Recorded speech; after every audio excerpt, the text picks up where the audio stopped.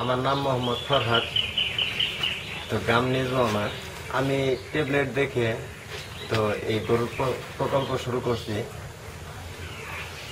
এখান থেকে আমি আশা করতেছি লাভের।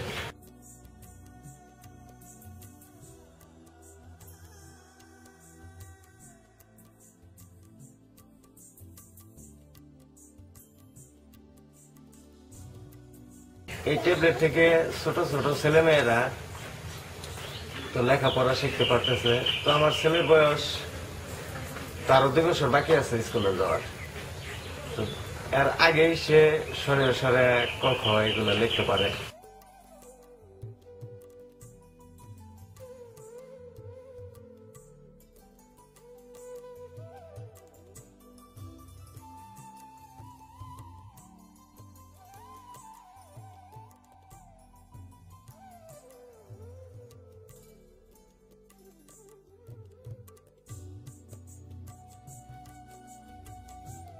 আমি এখানে 15টা গরু কিনছি, তো আরো 2টা গরু কিনবো, মোট 17টা গরু হবে।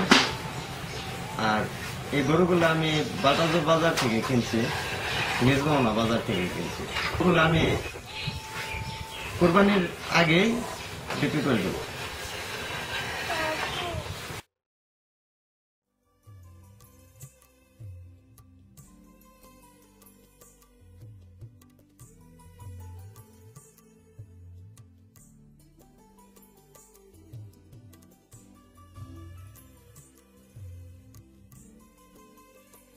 তো গরু পাললে গরুর থেকে যে গোবর হইতেছে এগুলা জৈব সার হিসাবে ব্যবহার করব।